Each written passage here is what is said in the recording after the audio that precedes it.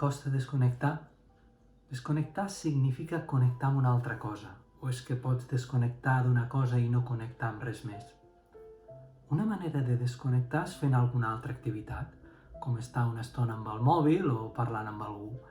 Això està bé, però és un tipus de desconnexió que té a veure amb un canvi d'activitat i la ment continua igual d'ocupada. Segurament no acaba de desconnectar per descansar, oi? El telenotícies o les xarxes socials poden ser com armes de destrucció massiva per a la nostra tranquil·litat, tot i que hi ha d'haver temps per informar-se, cert?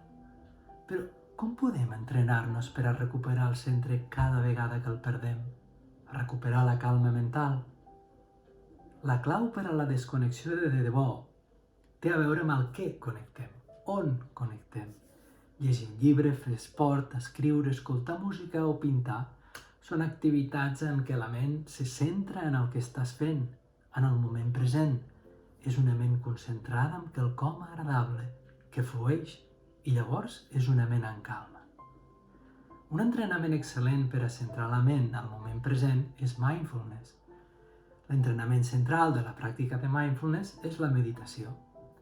La intenció de la pràctica és ajudar-nos a estar presents, a deixar anar pensaments rumiatius que tenen a veure amb el passat i també les idees i preocupacions sobre el futur.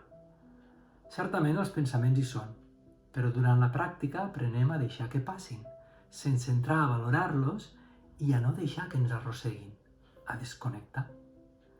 Quan hi ha massa activitat mental de passat a futur, de futur a passat sense passar pel moment present, fa que apareguin desconfiança, angoixa, dubte. El procés de meditació és ben senzill, t'explico. Primer, posem l'atenció en un objecte de forma constant, per exemple, la respiració, a cada inhalació, a cada exhalació. Com que no és possible sostenir de manera indefinida l'observació de la respiració, arriba inexorablement un moment en què et distreus. La teva ment ja se n'ha anat a una altra cosa, i això succeeix de forma inconscient. És aquí quan s'activa l'anomenada xarxa neuronal per defecte, a la que habitualment anomenem pilot automàtic. Després arriba un moment clau, el punt en el que prens consciència que t'has distret.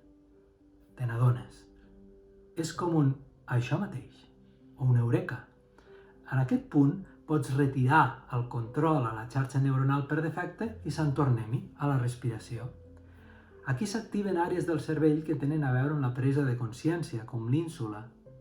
Això ens dona la possibilitat de poder retornar l'atenció a l'objecte seleccionat, a la respiració, al moment present.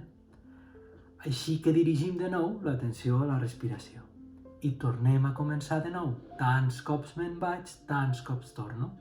Sempre amb amabilitat. Cada cop que ho faig és com si hagués anat al gimnàs a fer una repetició de bíceps o una flexió. Així és com entrenem a la ment a desconnectar i aconseguim que la ment descansi, que desconnecti de problemes i preocupacions i d'aquesta manera, quan retorni a l'activitat, ho faci d'una forma més creativa, més dinàmica, més efectiva i que respongui molt millor de forma més asserenada i més assossegada.